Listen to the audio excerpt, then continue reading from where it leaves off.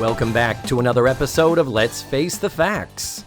I'm your host. My name is David Almeida, and this is the podcast where every week I sit down with an actor or artist friend from the Central Florida, Orlando area. We watch an episode of the classic sitcom, The Facts of Life, and then we talk about the show, the episode, and anything and everything else that it might inspire us to discuss. This week, my guest is another returning guest. We've got Cameron Francis. He is back. If you recall, last time he was here for Brian and Sylvia, the failed Richard Dean Anderson backdoor pilot about the interracial couple. So this is really his first true Facts of Life episode. So I'm glad I was able to get him back. I'm glad that during the episode, I do take a moment and highlight his magic career, because I kind of forgot to do that last time. Because not only is he a very talented actor and performer, he is also a pretty amazing magician. So we talk about it, and extra bonus feature, no additional charge, he actually gives us a magic trick that we can do at home in the privacy of our own living room. Cameron and I watched Season 3, Episode 21. It's called Mind Your Own Business, and the original air date was March 24th, 1982. I think we're ready to jump on in, kids. Let's face the facts with Cameron Francis. Welcome back, Cameron Francis. So excited to be here. You got to see a real show? Yes. And I'm really happy that somebody canceled between Paul Padilla and you. Yes. Because I realized as we were preparing for this, had that person not canceled, you would have had The Academy, another failed backdoor pilot that had nothing to do with the show. That is funny. Oh my gosh. I probably would have just skipped it. I would have said, okay, we're just going to move on to the next one. I would have done them out of order and just said, let's do that. But I could have been king of the backdoor pilots. I like that title too. I used to dance under that name Yay. in college. Yeah. But to remind my fives of listeners, you are the very lucky soul. You got the wonderful Brian and Sylvia. The wonderful. The wonderful. Because when you want interracial jokes from a room full of white writers. Yes, in 81? Yeah. But that was a great time for race in television, wasn't it? Yeah, it was a great time for race in our country. In our entire country, Like our friend Trinell says. Yeah, any time in the past is a great time for racism. And that's very, very ironically, she says that. Yes. So we've watched the episode. Yes. And before we start, of course, I do need to ask my guest, as I always do, to give the 1 to 2 sentence TV guide synopsis of the episode as a whole before we go on.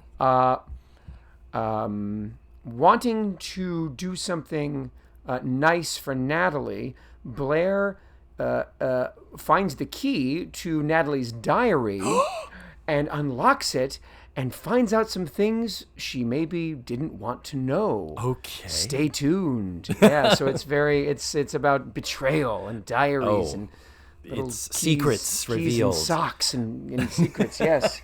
Keys and socks. Yes, that's what it is. Oh, we will absolutely get to that. Yeah.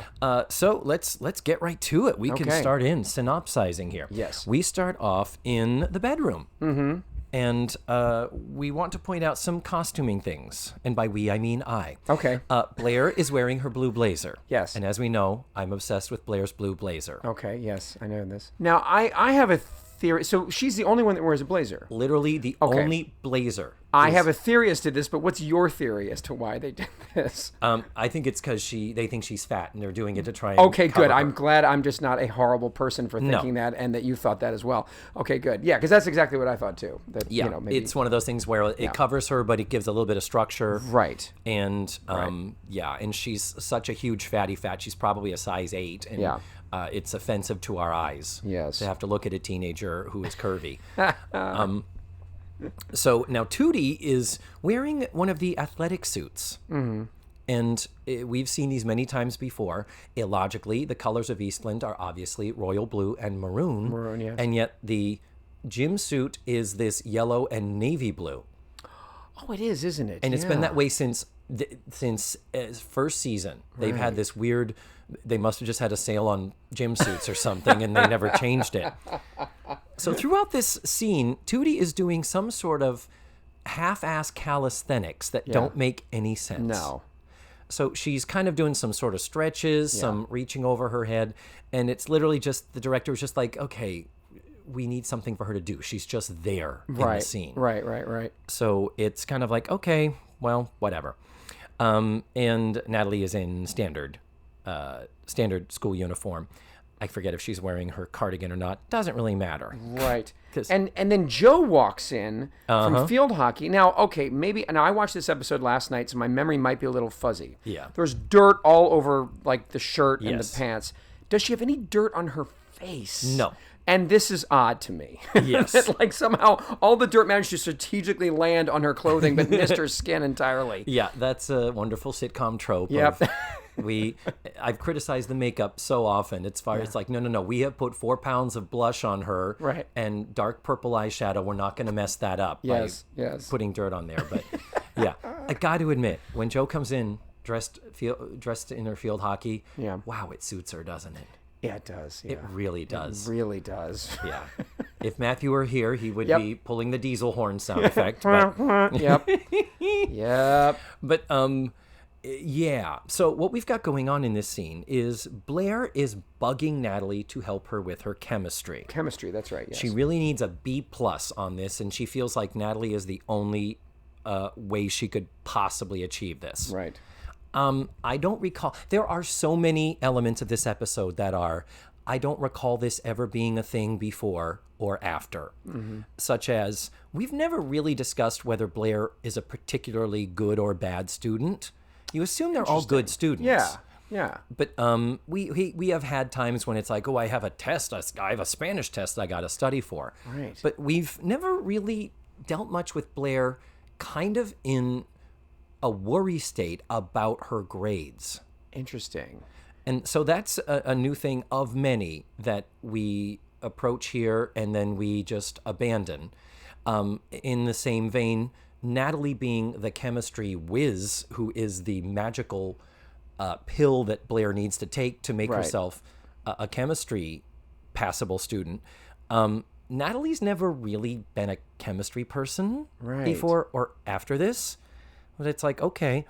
Natalie is being elusive, though, because she is busy. She's like, Blair, leave me alone. I'm busy. Natalie is doing the very important thing of writing in her diary. Right. And Mrs. Garrett does come into the girls' bedroom here. And what we learned from her is she is in the process of trying to write a speech. Right. For a dietary. Was it a dietary society? Was that right? Dietitians society. Yeah. What? And apparently that's a thing. What?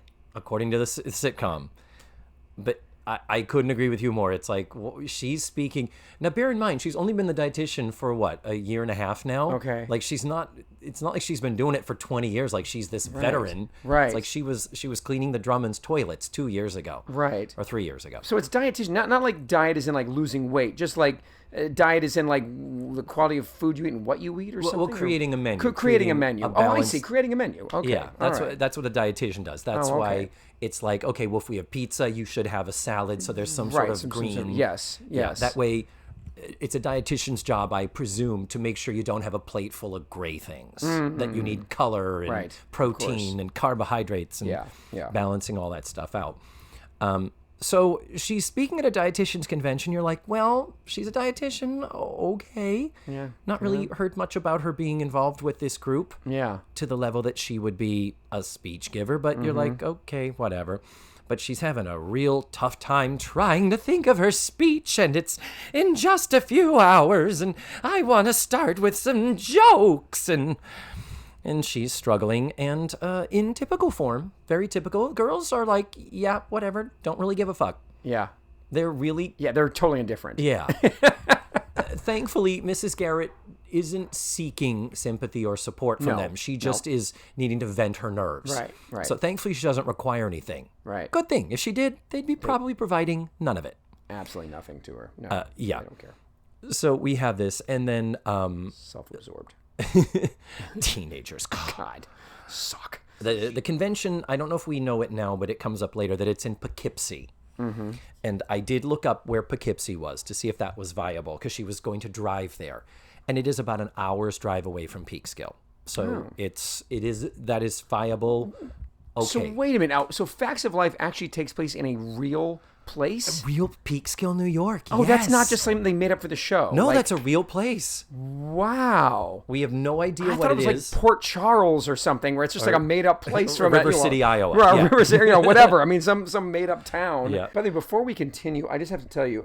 So it was around this time that I don't know what platform you sent me this show on. It was on some kind of a. It was wasn't YouTube. dailymotion.com. Okay, they had the weirdest commercials ever, by the way. Didn't they? Okay, so one of these commercials was a really like snarky ad for the Oakland airport. And there was all these like people from like San Francisco, Oakland, California. Like they're like area in their airport and stuff, and all these like San Francisco people were like, well, Oakland's okay, I guess. Okay, maybe it is better than okay. It was a really weird commercial advertising Oakland, California. The second commercial was for pot roast at Perkins. Because when I think pot roast, I think Perkins. It was the most bizarre ads I'd ever seen, and I was like, who decided that these were great? But you know what? I guess so, because who's watching Facts of Life? Probably like old people like me, and so then of course Perkins is going to appeal to us, because when you hit a certain age, you're like, I wouldn't mind dining at Perkins. Yeah. And I'm going to get out the old. Pretty soon I'm going to have that old. Get out the AARP discount, or whatever the hell it is. I don't know. And they have the early bird specials. The early bird specials and the senior citizen discount. Liquid roast beef through a straw. Yeah. Anyway, sorry. Side note, but no. Anyway. Here's the funny thing. You talk about, aren't those the weirdest ads? I would turn that back on you. And I would say, what is in your cookies on your computer? Because that is, to me, Dailymotion is one of those sites where they're finding shit about you to target those commercials. You got me. I look at pot roast porn all the time. As soon as I go to Pornhub, my first search is pot roast. Pot roast see what pops porn, up. yeah. Oh, yeah. I won't say pressure cooker. You're going to get too excited. But mine, interestingly, I watched it. We for the listeners, we watched it separately because we're recording from a covert location that may or may not be located in a major theme park. But but the thing is, so we're doing this after work. So to coordinate the timing of it, we said, let's watch the show ahead of time just as a safeguard so we don't run out of time. And when I watched it today on my phone, the ad, it kept showing the same 15-second ad twice in a row. And it was for some type of an island resort.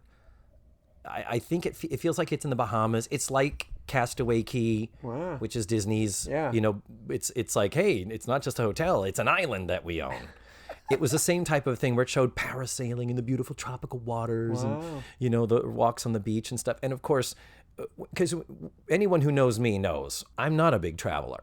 That's not a big thing. Oh, I thought you might have been in your previous life. I had no idea. No. Oh, I thought maybe before you worked here, you were off gallivanting around the world. But here's the thing. I did happen to make a trip to Australia, New Zealand, end of last year. Oh, that's right. I remember that. That was my big 50th birthday trip. Yeah. So it could just be that they somehow, somewhere, because I made a reservation for something, the computer might have been like, oh, this is a traveler. Let's get him in on this. That is crazy. He signed up for Sky Mile rewards somewhere or something like that. You know what? I did watch on HBO the show, the football show, because I don't watch sports, but I love documentaries about sports. It's weird. Hard Knocks. It's training camp. And it was for the Oakland Raiders. Shut up. So maybe that's why somehow... I would not doubt that one bit. Isn't that weird, though? What an odd, it's a stretch, but yeah, it could be. Well, the other thing to me that's so weird is that clearly the ads that pop up on Facebook, they're talking to your Amazon and all that. Sure. But so often things will pop up on Amazon, like I bought one of those Ring alarm systems. Right. And I got it through Amazon. Well, next thing I know, I start seeing it popping up in ads on my Facebook. It's like, I already bought it. Right. And it's an alarm. Yeah. I only have one house. Yeah. It's so weird that the way the targeting works and what the algorithm is. There's the word, algorithm. Algorithm, yeah. But mine was for vacation, and I'm trying to think there was another ad too that it kept pulling up, but I can't think of what it was either. Yeah. But no, but you're totally right. Dailymotion does that, and I'm very sure it's different for each and every person who watches it.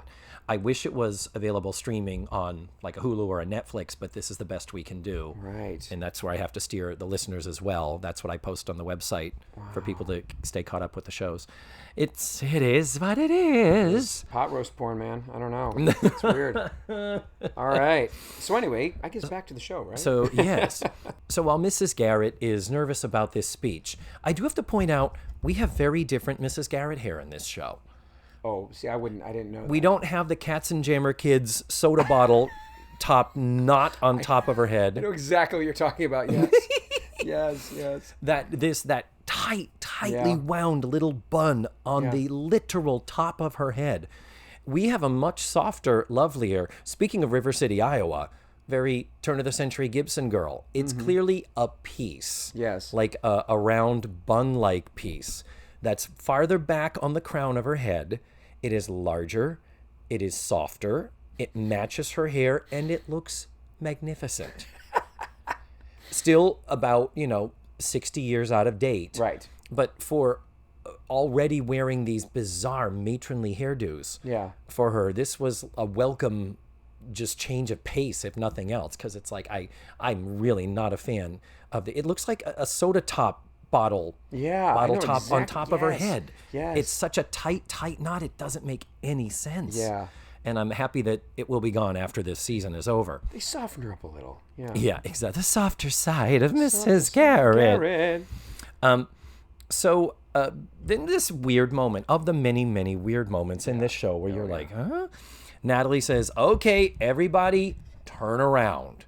Yeah. And we have this ceremonious pageant-like moment where everybody follows suit and turns their back to Natalie. Yeah. Whom we then see lock her diary and then open up her her foot locker and go through this process of hiding the key. Right. And what we, the audience, see is she takes the key and puts it inside a sock and then puts it inside the foot locker and then closes it in the diary and there it is. Yeah.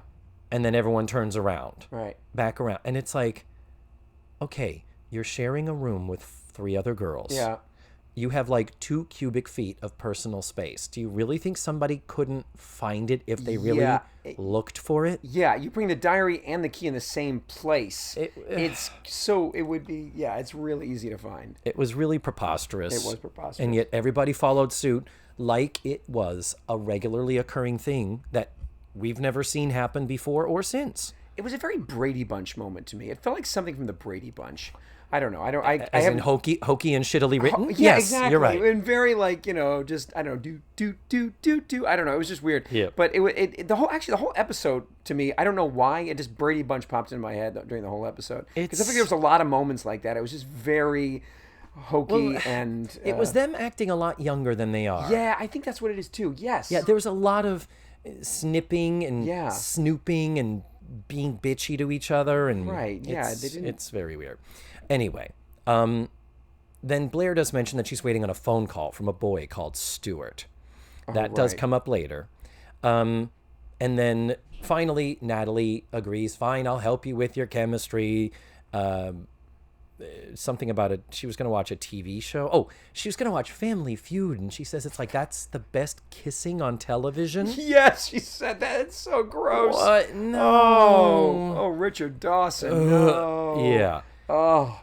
See, my thing with Richard Dawson, it's not whether it smells of whiskey and cigarettes. It's what level. How much it smells like whiskey and cigarettes.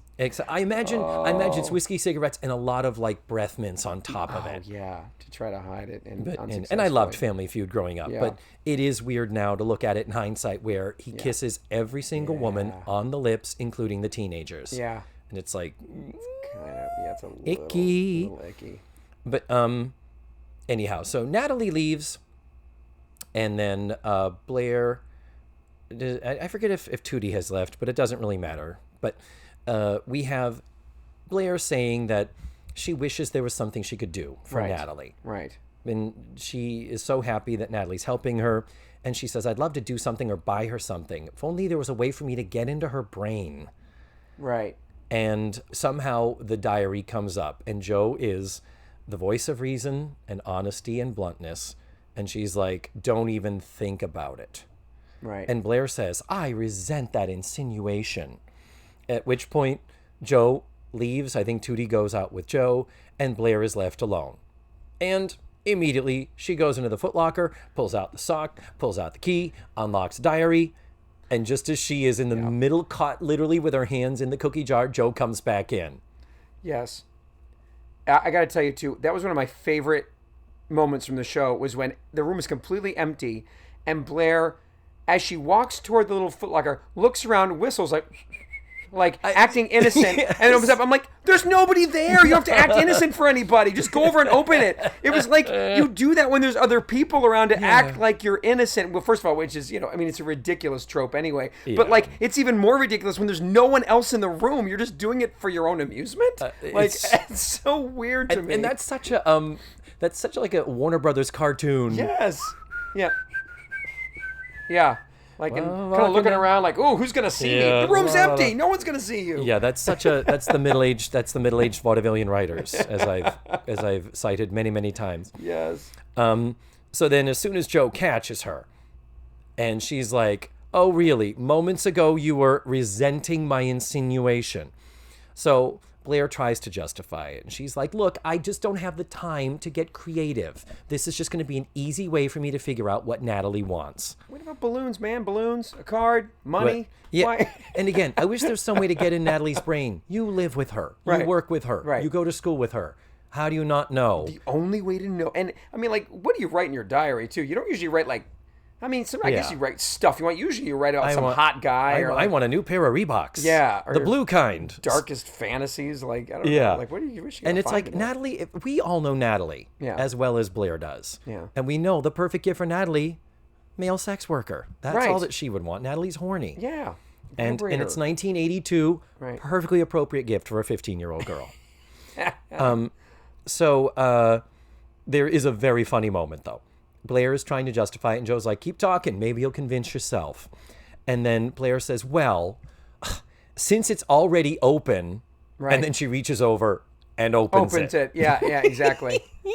I do love that moment. That's very funny. So Blair starts reading the diary. Joe kind of looks on. A little party is like, Joe, for being the sensible one, Joe, you almost think in real, true to the character, Joe would have taken the diary, locked it, and just put it away and said, no. Yeah. You want this? You're going to invade her privacy? You got to go through me. Right. That's really what I would have expected more of Joe. But anyway, so Blair looks in the diary, and we get three little tidbits here. Number one, she hates Miss Muldoon. Natalie says that she thinks Miss Muldoon is a moose jaw and a hunchback. And we've never heard of Miss Muldoon before. We never hear of her again. And then secondly, we hear that she is madly in love with Philip Finkelman. Philip Finkelman. Yes, Philip and I Finkelman. love that name. He sounds like sex on a stick. He does. Oh, he sounds so hot. I've never been hotter for a dude than a Philip Finkelman. Philip Finkelman. Natalie, I was wondering if I could borrow your slide rule. Yeah. Yeah. Do you have an extra toothpick? Because I got some food stuck in my braces. Nerd love. Yeah, exactly. So there's that. And then as Blair flips the page, Blair's like, what? And the quote is, Blair Warner is an egotistical, selfish, air-brained witch. Dum, dum, dum. To which you should have gone, yeah, and? Exactly. She's like, good, it's working. But Blair is outraged. She says, this was only a couple of days ago. Right. And she says, that two-faced crumb, calling her a crumb. I love that crumb. How dare she stab me in the back? And Joe says, oh, come on. Diaries are just temporary feelings. She doesn't really think all that stuff about you like I do. That was good. Perfect. Two-faced crumb. I mean, that sounds like a dated insult even for 1982. Yeah. That sounds like it's from like What a crumb. 1927. Why you crumb? Yeah. I'm gonna get you. You two-faced crumb? You two-faced crumb. Yeah. Yeah. Like it's just. Who knew as soon as they turned up the heat, you'd start stinging like a stool pigeon? So then, we go into the cafeteria. Now, we do have to point out, Tootie having a bad hair show. We've had Mrs. Garrett's having a good hair episode. Tootie's having a bad hair show. She? Yeah, they've got it blown out into that penis head bowl cut. That's right.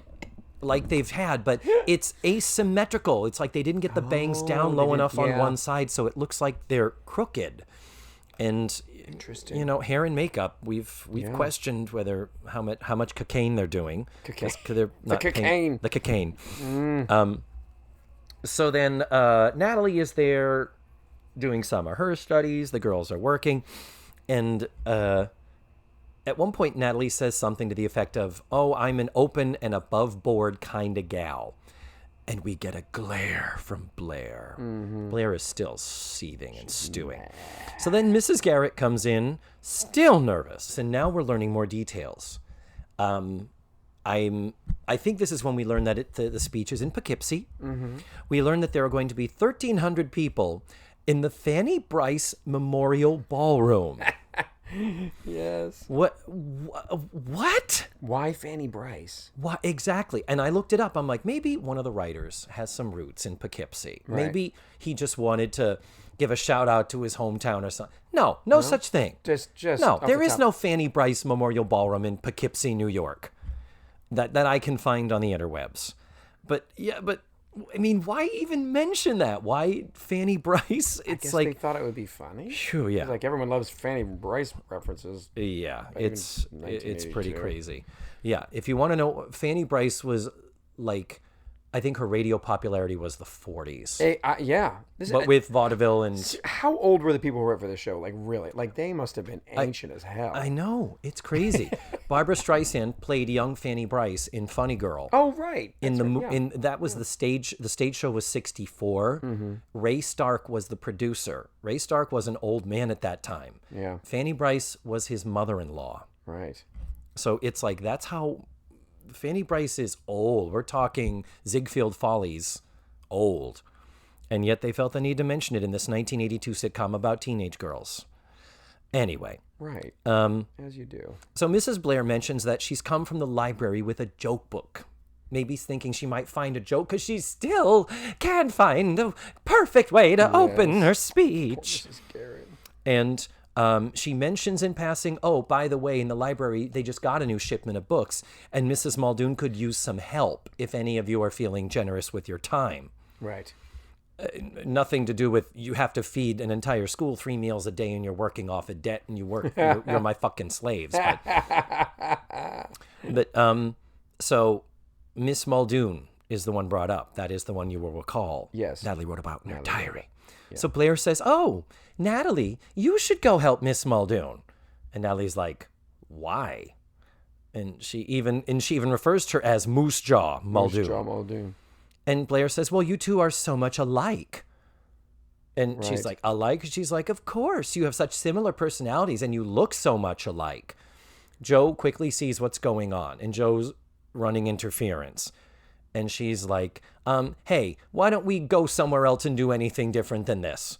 Yeah. At which point, she says, let's go see a movie, I think. And Blair says, yeah, maybe you'll run into Philip Finkelman while you're there. Yeah. And Natalie's like, why would you think I would have any concern about Philip Finkelman?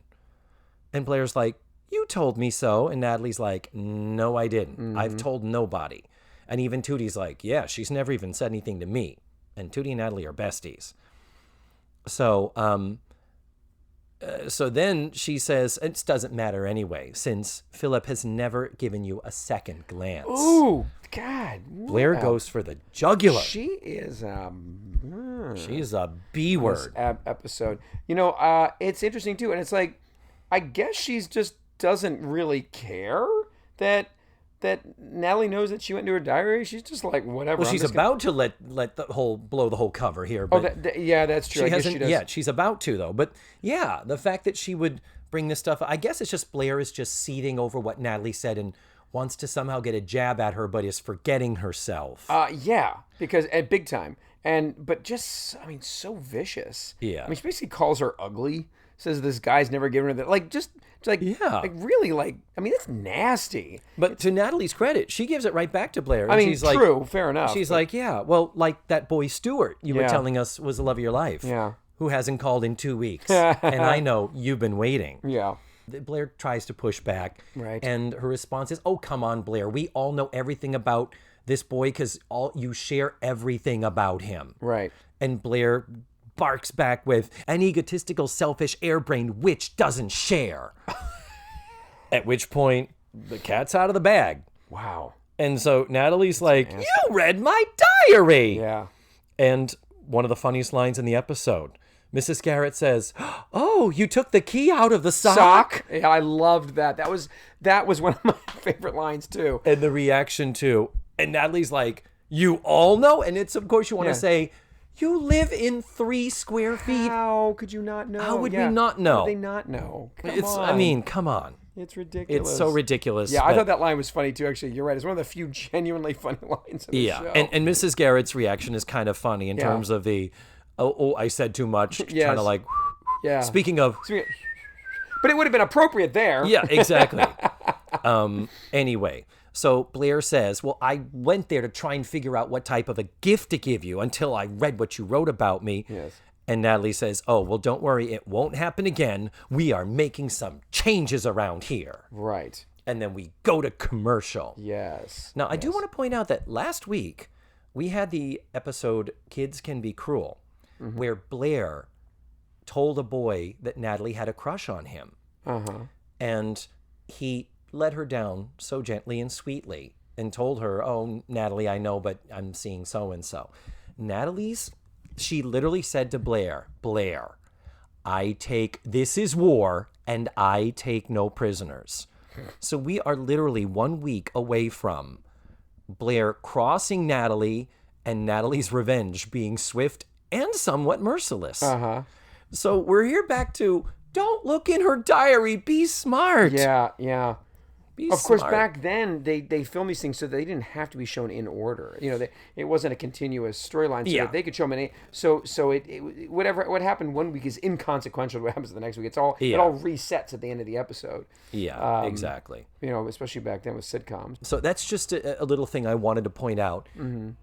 I agree with you. These were not written with any sense of cohesion or integrity. Of course, from but episode it to is episode. funny though that they did do these But back that to back. we literally just Yeah. had a Blair fucking with Natalie Right. and being sorry that she did. So that's one little consistency in character. But we're at commercial right now. Yeah. And last time you were here, Yes. I discussed your acting career at length, Right. and then proceeded to flog myself. And I still haven't completely gotten over the fact that I, at no time, brought up your very impressive and decorated career as a professional magician. Well, thank you. Yeah. So talk about your magic very quickly. How did you get into it? And you've performed at the Magic Castle I out have in performed at LA, Magic Castle. I which is a have. big deal. It's a big deal to every Yeah. magician. Yeah. And so talk about your magicianal roots. Sure. First of all, let's talk about you flogging yourself. And, are you hi-yo. going to be doing this later during the? Show you later. All right. So yeah, I've well, I was always into magic as a child, but then got out of it for many years, and it was not until I don't know my early 30s that I got back into it. So I got back into it very late. But I sort of found I had a sort of a thing for close-up magic, and it just kind of evolved, and I eventually started creating my own tricks and marketing them. I'm more known as someone who creates tricks than I am as someone who performs. I mean, most people don't know me as a performer. They know me as like, oh, I bought your magic trick. You know, I have tricks at magic shops and in online stores and stuff. Yeah, I did direct people to your website. Oh, yeah, and sure, there is. sure. I did point out that there is merch, and that's Yes.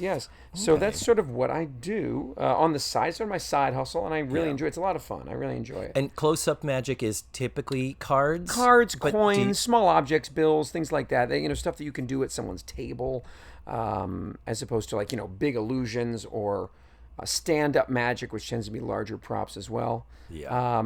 So I do a little bit of. I don't do any big illusions, but I do a little bit of stand-up. Make an elephant disappear, Make or an elephant disappear.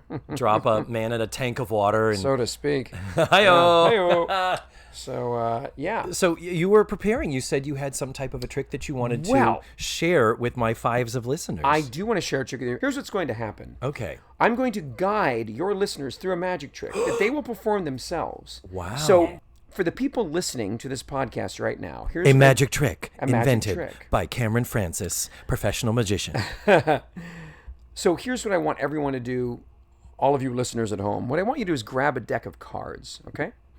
And once you've done that, shuffle those cards up really, really well. Now, after you've done that, I want you to remove 5 cards from the deck. Now, keep them face down and shuffle those 5 cards as well.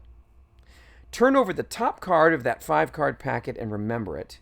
So you're going to remember that card and then turn it face down again. So your card that you're thinking of is face down on top of the 5-card packet. Now, what you're going to do is you're going to start on your left and you're going to deal into 2 alternating piles. So you deal left, right, etc. With the remaining cards that are not the 5. No, I'm sorry. With the 5 cards. Okay. In fact, you know what you can do? Take the rest of the deck that you had before and just place it aside. You're only using 5 cards. Okay, we're for only this using these 5 experiment. cards. Okay. This experiment. I have anxiety. I need to know details. Oh, no, that's okay. So you're dealing those 5 cards starting on your left into 2 alternating piles. Now, once you've done that, pick up the pile on your left, drop it on the pile on your right, and pick up that combined packet of 5 cards. Now, here's what they're going to do, and this is kind of fun. You're going to do something called a duck and deal procedure.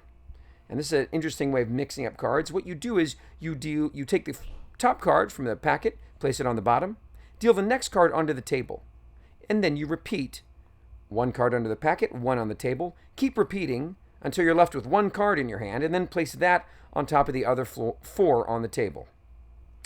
Now, this done, what you're going to do is you're going to deal the cards starting on your left into a row, moving to your right. So deal the top card to your left, the next card to your right, and then etc. until you have 5 cards in front of you. Mm-hmm. Now, here's the fun part. You're going to think of any number somewhere between 1 and 5. In other words, not 1 or 5. Keep it interesting. Pick a number between 1 and 5. Any number. Starting on your left, count your secret number from left to right. So you'll start with 1 card, then go move to the second card, etc. Whatever your number is, stop on that number. Turn over the card of that number face up. Okay, turn that card face up. Now, put your finger on that card you just turned face up, and that'll be number 1. And then, once again, count your secret number moving to the right. Eventually, you're going to get to the end of the line, in which case you just loop back to the left and continue counting. Mm-hmm. You're going to repeat this, counting your secret number until there are 4 cards face up on the table and there's only 1 card face down. Now, clearly, I'm doing this podcast right now. I'm talking to you guys over a microphone. This isn't live. I can't see you, and I have no idea what that secret number that you thought of was. However, I'm going to use my intuition here, and I'm going to say that out of the 4 face-up cards on the table, the face-down card is the card to your extreme left. The leftmost card is the one that's face down. Not only that, but when you turn that card face up, it will be the card you selected at the beginning of this experiment. What? Trust me, it's going to work. The far left card. That's going to be the one that you picked at the beginning. Now, I know that right now this sounds very abstract, David, because we're just sitting here. Yeah. And I haven't done anything. I'm just describing what you do. But if you do this with cards in hand, I think it's going to work. Okay. Thank you so much for that, ladies and gentlemen. Mystery. Things worth waiting for and mistakes that turn into advantageous positives. Yes. Negatives that become positives. Negatives that become positive. Thank you for that. Sure. I can't wait to try it. Yeah. Well then, I think we're ready to come back. Matthew had a great suggestion. What's that? Do you remember the first VHS tape you ever rented? Yes. And it's the same VHS tape I also bought later on. But yes, I remember the very first VHS tape I rented, 1983. My parents had just bought a VCR. And paid $800 for it. They were. It was like eight or 900, I think. Yeah, They paid a it lot. was They got the 4-head one, which was really the fancy one, not the geez, 2-head, yes, the 4-head. Yes. And it had a wireless remote and everything. Top loading, front loading. Front loading. Front loading with the motor. With the motor, We're not yep. savages. Yep. First movie ever rented was Airplane. Oh, God, what a great movie. One of my favorite, and later on, like a couple years later, I actually bought it. It was the first movie I ever bought, too. It was Airplane. Wow. I loved Airplane. I saw it in the theater as a kid. I saw it during a double feature of Popeye and Airplane. Oh my God. And I love the movie, so when we got our VCR, the first thing I wanted to watch was Airplane. I remember seeing it in the theater in the original release in 1980. Yep. So I would have been 12. I think that the Zaz guys, the Zucker guys, there was a certain alchemy that no one else was able. Everyone tried to imitate them, and I don't think. I mean, some movies were kind of funny, like some of the scary movies. They're kind of funny, but no one got close to what they did with those original movies, like Airplane, Top Secret, Naked Gun. Those were just Top Secret good. is still one of my favorite all-time movies. Great. Top Secret is so underrated. They're probably their best, to be honest. It's really good. I think so too. Yeah. A good example is Airplane 2. Yes. Because they weren't involved in it, No. and there's so much of it that's kind of similar. Yeah. And it kind of gives you the similar. It's the same flavor, but it's not. It's not exactly the same. Yeah. And I mean, it's funny. It's alright. As a kid, I enjoyed it. I probably wouldn't enjoy it as much now, but Airplane 2 was okay. But the first Airplane and Top Secret, just hands down classics. Did you steal the tape on the bare boobies? Of course. Of course. Even I did that. Come on. You got to do it. So we're back from commercial now. We're back. We are in the bedroom. Oh. This show takes place in the bedroom and the cafeteria. Yeah, that's it. 2 sets. Yeah, I noticed that. Yeah. So Natalie now has a sheet covering her lower bunk, and it has written out, it looks like maybe in tape. Yeah. She's written private. Trespassers will be shot. Wow. Violent. So violent. Tootie and Joe are sitting on the bed playing checkers. Did you notice that? Oh, I didn't actually. I didn't really notice. It's so funny for how quote unquote busy the girls are. Yeah. How they've got so much studies, and then they've got this setting up and feeding everybody 3 meals a day, and yet when they need them to be how often it'll be like, oh, they're just sitting reading a magazine. Yeah. It's like, why is the default not the schoolwork? We do get that later. To the show's credit, we do get them working later with that. But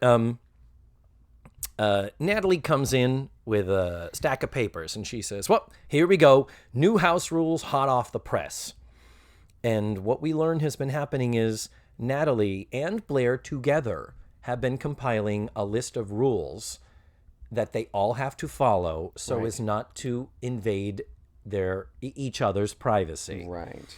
And so while Natalie is going over the changes, Tootie is leaning over looking at it, and Natalie says, Tootie, you're violating rule number 4, no reading over a person's shoulder. And then at one point, Joe, walking past the desk, sees that Blair has a big box of baking soda. And she's like, what's with the baking soda? And they're like, rule number 5, no explanations. And it's just crazy. It's one of those, and that has such a Brady Bunch. Yes. Short of the, I'm taping down the middle of the room, and this is my side and this is your side. It really smells a lot like that. Yeah, and what you said, you're right. It feels like they're like they're not 10. They're like, what are they, pushing 20? No, I'm not that old. No, they're in their mid-teens. Mid-teens, yeah, okay. They're like, they're some of them between 14 20. and 17. All right, technically. So, but you're right, it does feel more immature than that. And I think that's what got to me about it. Like, it was just odd. Yeah. And then the phone rings. Yeah. And I'm going to ask you, where is that phone? Where is the phone located, Cameron? Do you know? I might have been looking down writing when it rang. I'm not sure. Where is the phone? We never learn. The only phone that they have access to, that they can use, is the big-ass payphone in the parlor, which is down past the cafeteria. Like, you have to come down the stairs, through the kitchen, through the cafeteria, into the parlor, where we are never in the parlor in this. So I think they call it the lounge, but I like parlor because it's gay. So the fact that we hear the phone ring, and it sounds like it is in the next room. Yeah. And phones have always been a weird thing for this show for me, because we have, I believe at one point, one of the girls said they overheard Mrs. Garrett talking on the phone to her son in her bedroom. So there is the implication that, does Mrs. Garrett have her own phone in her room? Yeah. In which case, why are the girls not constantly using it instead of the payphone? Yeah. But then we do have a phone in the kitchen that is not a payphone, but that's like literally the school phone. Like an internal line. Yeah, it's like a thing. But there have been external calls as well. Oh, there have been. Oh, okay. Yeah. Okay. But it's not a payphone, but it is it's a business line. Right. Oh, I see what you're saying. Okay. But the fact that we hear the phone ring, and the joke being that well, due to the rules, nobody can answer one another's phone calls. Okay. And they're like, well, we don't know who the phone call is for. Yeah. Because caller ID is not going to be invented for another 10 years. Yeah. And at one point, a great dig is... So to wrap up that thought is just, this mysterious phone that we hear ringing sounds awfully close. But the only phone it could be is the phone in the parlor, which is on another level, a distance away. Like, it would be the faintest of rings. Isn't that interesting? So just another one of those, oh, we need a phone ring, so it's going to be a sound effect. Yeah, that's lame. Yeah. Wow. But Natalie is the one who says, no, rule number 9, no answering other people's phone calls. Yes. And Blair goes right back and says, well, that's easy for you to say. You never get any. Yes. It's like, ooh. And that is, I believe, how it's worded. You never get any. Yeah. Meaning, you ain't fucking. Yep. And neither is Blair, really. We know that.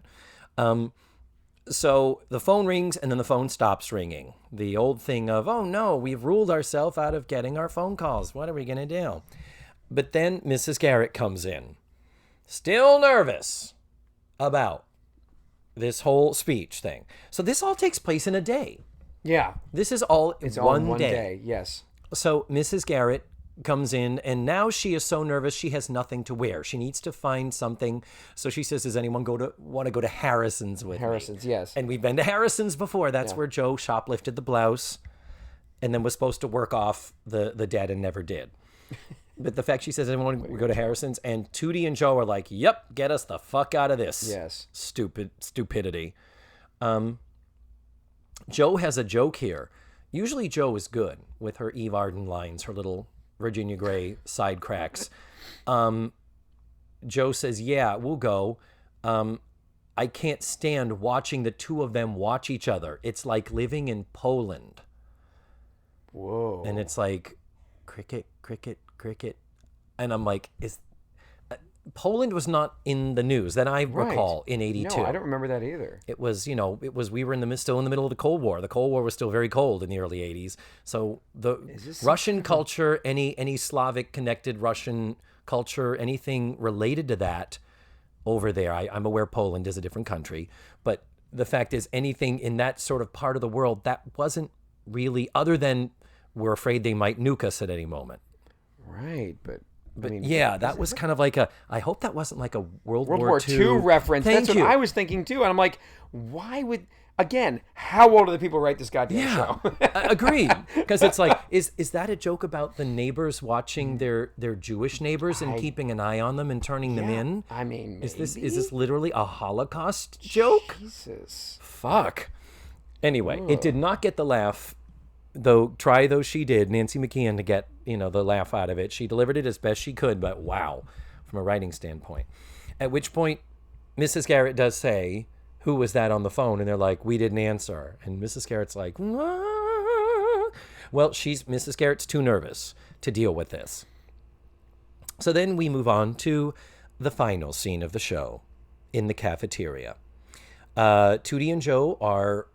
Now, apparently they've gone shopping already with Mrs. Garrett. Right. Now, Tootie and Joe are doing their studies at one of the tables.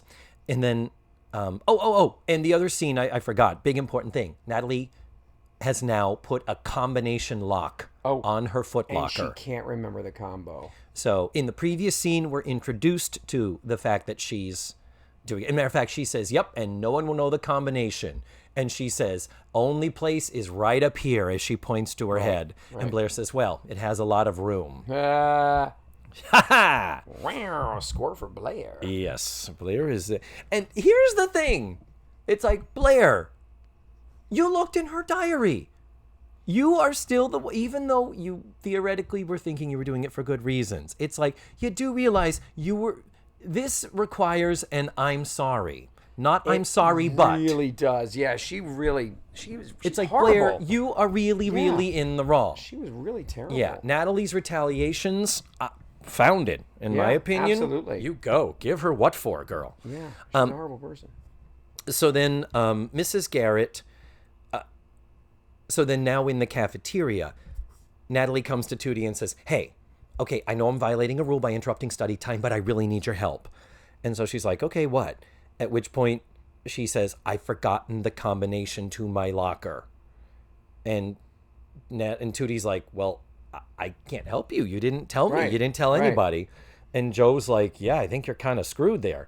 At which point Natalie's like, I have a 10-page paper in that locker that is due tomorrow. If I can't get to it, I have to start over from scratch. Yeah. And how 80s is that? It's not like I need to print Right. off another copy over the computer lab. Yeah, I got to write the whole thing. Yeah. Longhand. Yeah. And but the deal is, and of course, what does she say? And who do I have to thank for this? And she looks at Blair, and Blair looks over at her and smiles warmly. But it's just the fact that this has become a Blair and Natalie at each other episode based on Blair being the bad guy. Yeah, And not just freely admitting it. Right. It's not like, I mean, Natalie didn't really do any. I mean, yes, she wrote some things, unflattering things about her. But, Yeah. you know, she could apologize and they can move on with their lives. Yeah. And the fact is that we do later get an explanation as to why Natalie wrote those things, why those didn't come out sooner. But you see, Blair sees herself, and I guess this is character consistent. Blair sees herself as the wounded party because of the insults she uncovered. Yeah. Anyway, Mrs. Garrett comes out in her new blouse. And she's all still nervous. Does this say knowledgeable and confident, forceful, authoritative? Or does it just say cheap? Yeah. And it is a bland, matronly blouse. I swear she's worn this before. Yeah. The only thing is, in one of the close-ups, it looks like it might have a little sparkle to it. Oh. And maybe they thought that was reading more than it was. Yeah. And granted, this is, the quality of my recordings is not top quality, but that could be what's going on there. But the deal is, Mrs. Garrett is really, it's like, we get it. You're nervous about this speech. Still doesn't have an opening. Still doesn't have it. But she's plotted out her route. She knows she has to leave, and she's already running late. And, here, Blair, here is the stuff you need for your chemistry experiment. Right. Mrs. Garrett hands her a box full of beakers or something. Glasses or anyhow. Yeah, we don't know what the hell this chemistry experiment is exactly, do we? It is so fucking nebulous. It is. We just, well, yeah. Blair even says, oh, thank you. I'm about to do my experiment. Yeah. I'm about to make history. It's like, I don't think that's what the assignment was. Right. And what The assignment was probably to make cupric oxide. Right. It's like, anyway. So what happens is the phone rings. And Mrs. G is like, well, is one of you going to get it? And they say, well, we can't, Mrs. Garrett. And she's like, you don't expect me. And then finally, Mrs. Garrett, in her anger, goes over and runs out of the room. And it's the same. And she goes to the parlor. She does. To answer the phone. Yeah. So that's got to be the phone. That's the only phone. Yeah, the phone. That we heard just as clearly 5 rooms away. Mm-hmm. And then Mrs. Garrett comes back and she says it was Paul for you, Blair. I told him you were busy. And Blair says, Paul who? And Mrs. Garrett's like, Paul Anderson. And Natalie says, that toad. And so Mrs. Garrett, this is what you call on the nose writing. Mrs. Garrett says, this is her line, I don't believe this. From a writer's standpoint. Yeah. It's like, you don't need to have a character say, I don't believe this. I can't believe what I'm hearing. That should be already implicit in the actual dialogue you should be saying. Yes. So Mrs. Garrett didn't need to say that. But what she did need to say, she does say is, I'm going to deal with you later, but right now I'm dealing with me. I still don't have an opening for my speech, and I've got to leave. And she says, maybe something funny will happen between here and Poughkeepsie. And her exit line is, where is Milton Berle when you need him? Milton Berle. Yeah. He had been making the rounds in the variety show circuit. Of course. In the 70s, but it's 82. The variety show's dead. Yeah, we've got Barbara Mandrell and the Mandrell sisters. Yeah. That's it. And but those vestiges of old Hollywood, old show business, vaudeville, radio. Yeah. Milton Berle is the great example of it. He was all over. I remember him being on the Donnie and Marie show. Oh yeah, absolutely. And but it was, he was old and old school, and so much of the writing was still reflective of that. Yeah. And this was supposed to be a kind of newer fangled show about the younger generation. Exactly. But then, I guess if anyone's going to, at least it was Mrs. Garrett. I mean, and that makes sense. Mrs. Garrett looks like she was a Milton Berle fan. Yeah. But keep in mind what Mrs. Garrett just said. Maybe something funny will happen between here and Poughkeepsie. Mm-hmm. So at which point, Blair goes into the kitchen with all of her experiments. And again, she is like, I'm about to split the atom and cure cancer for my lab report that I hope to get a B+ on. Yeah. So as Natalie is just walking past the counter, Blair's notebook is open, and she looks down and she's like, whoa, Blair's got this formula all wrong. And Tootie's like, what do you mean? And she said, well, and then Natalie goes into some scientific jargon. Yeah. And ends up with basically Blair is doing it wrong, and she's going to end up making a stink bomb. Why doesn't Blair have her notes with her in the other room? Agreed. That is so weird to me that I'm just going to leave these in here. I think I got it. And then she goes into and plays on the chemicals without her notes in front of her. Right. She goes off into the kitchen to the do all the this. kitchen. Right. Yeah, because you want to be doing science experiments near the food. That is some lazy writing. There. It is. It's pretty awful. But it's one of those where comedically it needs to be something that happens in the other room. Right. Exactly. So we hear Blair saying, my beakers are warming. Just call me Madame Curie. The Nobel Prize could be next. It's like, what are you doing? Yeah, you're aiming for a B. You're not aiming for... Anyhow, as Natalie and Tootie are arguing whether they should tell her, Tootie's like, you should tell her. She's like, nope, she's going to think I snooped in her notes, so no. Yeah. And Tootie's like, she'll understand and she'll forgive you. And so while they're doing it, who comes running back in? Oh, I forgot my thingamaflotchy doohickey, and runs into the kitchen. At which point you hear a stink bomb go. It's like a fizzing and smoke machines. So basically Blair's thing happens and it does become a stink bomb. Yeah. So they all come out, and now Mrs. Garrett, and she says, Blair says, I don't know what went wrong. It just started foaming and going everywhere. And Mrs. Garrett went, all over me. Yeah. So Mrs. Garrett's like, I've got to shower and change, and I'm already late. At which point somebody says, well, Mrs. Garrett, you were looking for a funny thing to happen between here and Poughkeepsie. And Mrs. Garrett looks at her and glares, and then softens and starts laughing. It is funny, isn't it? And she says, I got a solid 5 minutes. As she runs out of the room to go shower and change and be really, really late. Yeah. You got a solid 5 minutes? 5 minutes from that? It blew up my clothes tank. Yeah, exactly. That's the story. Like, what else? How are you going to stretch out? I'm late because a stink bomb went off. And I showered. Still got 4.5. Yeah. Take my wife, please. But anyhow. And then that's when the girls, Natalie and... Natalie admits she looks at Blair's notes, right? Isn't that what happens right after that? Or? Well, Blair, continuing with this, I don't know what her lofty expectations were. This nebulous, amazing experiment that she was attaching so much importance to. What the hell it is. Oh, I'll never get my B+.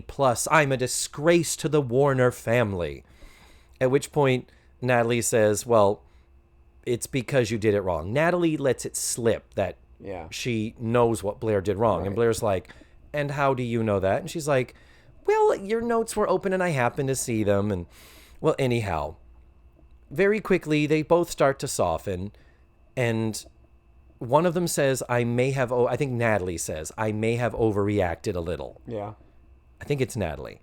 And then Tootie says, well, all I know is this is terrible and all these rules are impossible to follow and I can never keep track of them and memorize them.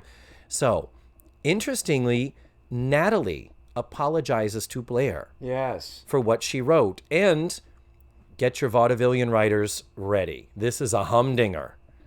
She says, Blair, I wrote that right after you polished all of your jewelry with my toothbrush. It left a really bad taste in my mouth. If they could have put a rim shot in there, they would have. Oh, They would have. God. So then Blair finally apologizes and said, I'm sorry for going into your diary. Yes. And then they back and forth, and Joe finally says, hey, it's both your fault. Could we get back to normal, please? And they say, okay, fine. And Natalie says, well, I can't get back to normal because I've got to write a 10-page essay before tomorrow now. Right. And Joe says, oh, by the way, here, Natalie, and hands her an envelope. And Natalie's like, my essay! Where did you get it? How did you undo the lock? She like broke into it, right? And this is a callback to an earlier episode. When they were drinking, Yeah. Joe was like, I don't want to drink that fancy wine stuff. She says, I'll get some beer. And they said, how will you get a hold of beer? And she just looks at them intently and says, I'll get beer. Later in the episode, she has it. And they said, wow, Joe, where did you get the beer? And she just glares at him and says, I got beer. And the beauty is, it was a beautiful three-for joke. So it started with nothing, like the audience, zero reaction. Then when she said, I got beer, Right. it got a little bit of a laugh. Then when they get caught, and it's like, what are you doing? And wine and beer. Joe, where in the world did you get that beer? And Joe just goes, I got beer. Huge laugh. It was the perfect comedy rule of threes. Yeah. Well, this is a callback to that, where she says, I got it open. And Natalie says, how? And Joe just more intensely says, I got it open. I got it open. And so then we have to wrap up our episode with our 1980s, silly joke. Yeah. Do you remember the silly joke that ends it? No. Tell me. Blair says, okay, Natalie, will you please help me to see if I can salvage this science experiment? And Natalie says, well, I don't know.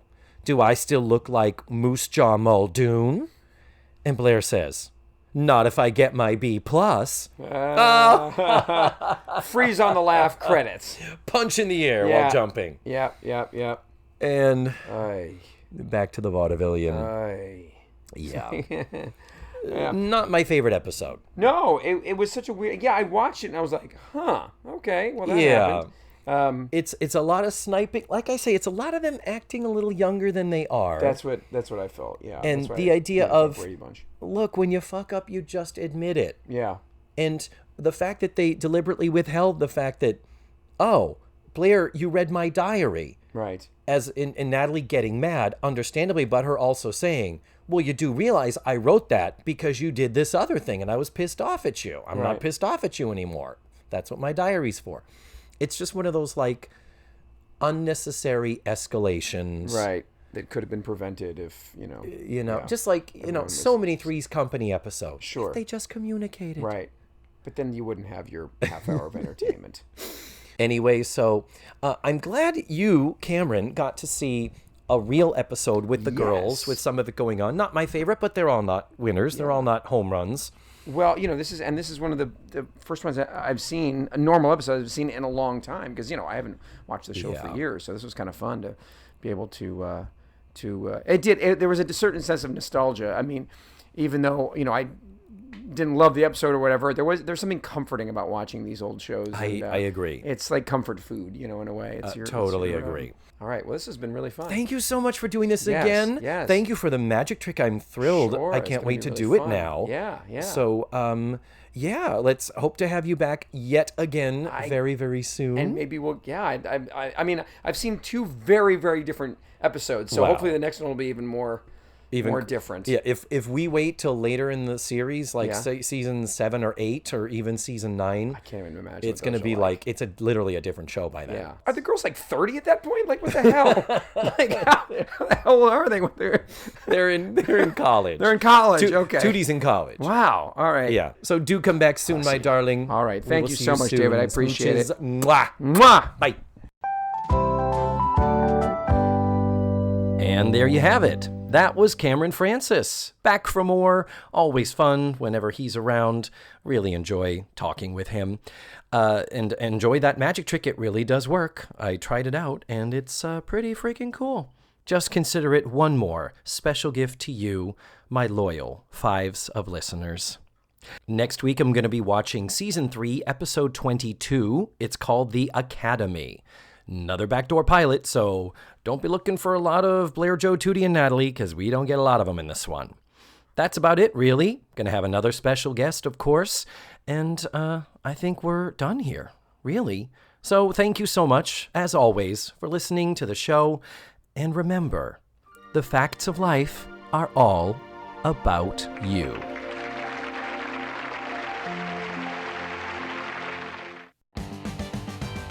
Let's Face the Facts was produced, written, hosted, and edited by me, David Almeida. My theme song was beautifully arranged and recorded by Ned Wilkinson.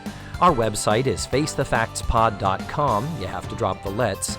And that's where you can find extra pictures, video, and audio extras from the digital cutting room floor.